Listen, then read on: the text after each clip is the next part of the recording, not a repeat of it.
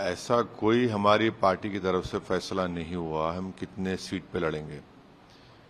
चुनाव तो जरूर लड़ेंगे और पहले से अच्छा चुनाव लड़ेंगे। अलायंस कर लीजिए ना, मैं तो कह रहा हूं अलायंस कर लो। जब अगर तुमको लगता है कि हमारी पार्टी से तुमको नुकसान होगा, अलायंस कर लो, चलो बात करो। जरा नम हो तो बड़ी जरखेज है जमीन साखी। आप नमी नहीं होना चाहते ना, आप ये समझते हैं कि हम ठेकेदार हैं और हम लोग सिर्फ दरी बिछाएंगे, आपके सामने हाथ बांधकर खड़े हो जाएंगे। ये तो नहीं होने वाला है। बीजेपी का सबसे बड़ा निशाना किस पर है, किस समुदाय पर है? मुसलमान है, उसके बाद ब्राह्मण है। मुसलमान को आप सिटीजन विथ राइट समझिए, वोटर बनाकर रख दिया आप, इसीलिए तो हमारा ये हाल हो गया वहां पर। ऐसा कोई हमारी पार्टी की तरफ से फैसला नहीं हुआ हम कितने सीट पे लड़ेंगे।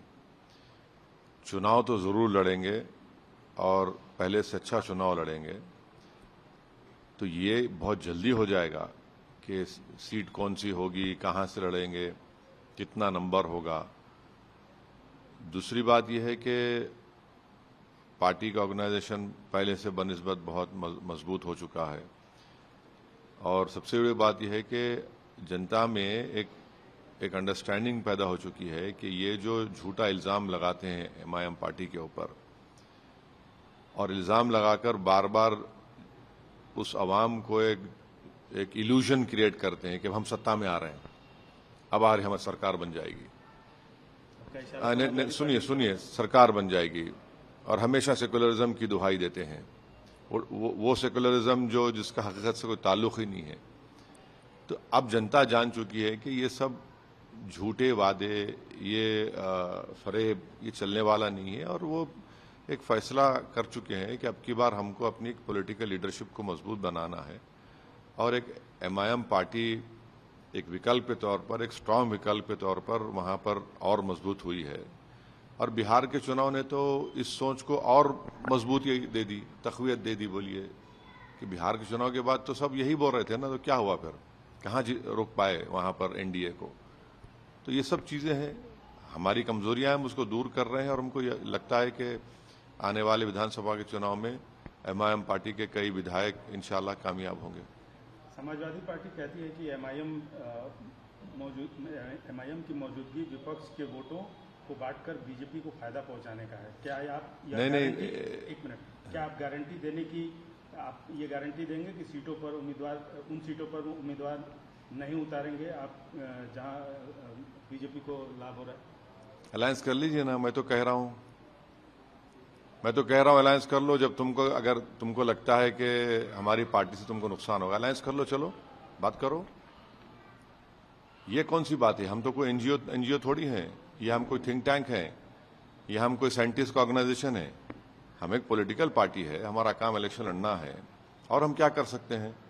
और जो ये हमसे सवाल कर रहे हैं, बताओ मुजफ्फरनगर का कांड कैसे हुआ? 100 से ज्यादा महिलाओं का रेप, कौन था मुख्यमंत्री? जब मुजफ्फरनगर के लोग सर्दी में कैंपों में सुकड़ रहे थे, कौन मुंबई से फिल्म स्टारों को बुलाकर नाच गाना देख रहा था? हाँ, 2014 का चुनाव किसने हारा? 17 किसने हारा? 19 किसने हारा? 22 किसने हारा? ये कभी अपने गिरेबान में झांक कर देखेंगे? इतना गुरूर अहंकार ठीक नहीं है। आपने अखिलेश यादव को गठबंधन के लिए बातचीत का संदेश दिया था। अगर एसपी आपको सम्मानजनक सीटें देने को तैयार हो तो क्या आप बीजेपी को हराने के लिए सीटों पर समझौता करेंगे? देखिए, वो एक शेर है, उस शेर का एक शेर है कि जरा नम हो तो बड़ी जरखेज है जमीन साखी। आप नमी नहीं होना चाहते ना, आप ये समझते हैं कि हम ठेकेदार हैं और हम लोग सिर्फ दरी बिछाएंगे, आपके सामने हाथ बांधकर खड़े हो जाएंगे। ये तो नहीं होने वाला है। आप मुस्लिम मतदाताओं से कहते हैं कि वे किसी पार्टी की जागीर नहीं है, लेकिन अगर मुस्लिम मतदाता बड़े पैमाने पर समाजवादी पार्टी के साथ रहना चाहते हैं तो एमआईएम उस जनादेश को स्वीकार करेगी? हम चुनाव लड़ रहे हैं तो क्यों स्वीकार नहीं करते आप? हम चुनाव ना लड़ें, ये क्या बात है? चुनाव लड़ना तो एक सियासी पार्टी का हक है ना।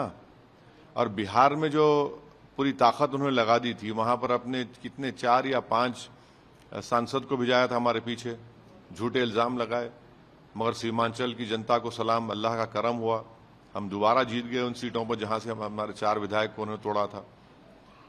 मैंने आप जो चाहे करेंगे और हम ना करें, नहीं सवाल नहीं नहीं नहीं नहीं नहीं नहीं नहीं ये उनको सपोर्ट अरे भाई सुन तो लीजिए, ये जो पॉलिटिकल फ्यूडल माइंडसेट है ना कि हम चौधरी हैं, हमारे सामने कोई नहीं खड़े हो सकता। अरे गया जमाना वो 14 हाट का। आप जब हम चुनाव हम लड़ रहे हैं तो आपको तकलीफ हो रही है ना, हम तो कह रहे हैं बात करो, मगर आप ये कह रहे हैं कि नहीं हमारे सामने कोई नहीं खड़े होगा। अरे क्यों नहीं खड़े होगा, बिल्कुल खड़े होंगे, हमारा जमहूरी राइट है, हम अपनी पॉलिटिकल पार्टी को एस्टेब्लिश कर रहे हैं, वहां पर करेंगे। आपकी सबसे बड़ी राजनीतिक चुनौती बीजेपी है या समाजवादी पार्टी? 2027 में आपका मुख्य मुकाबला किससे होगा विधानसभा चुनाव? सबसे बड़ा चैलेंज हमारे लिए हमारी पार्टी के कैंडिडेट्स को कामयाब करना है। और हम जब चुनाव लड़ते हैं तो आप पिक एंड चूज नहीं कर सकते। हम चुनाव लड़ रहे हैं तो हमारा मकसद जीतना है, और जीत के लिए जो हमारा सामने खड़े होगा उनको हम हराएंगे उनको। नहीं सुन तो लीजिए, अब बीजेपी किसका घर तोड़ रही है? समाजवादी पार्टी के लीडरशिप के परिवार का घर तोड़ा कभी? देख लीजिए किसका घर तोड़ रहे हैं, किसका एनकाउंटर हो रहा है, किसके पैरों पर गोलियां मारी जा रही हैं, किसके बच्चे यतीम हो रहे हैं। तो ये भी तो देखिए, बीजेपी का सबसे बड़ा निशाना किस पर है, किस समुदाय पर है? मुसलमान है, उसके बाद ब्राह्मण है।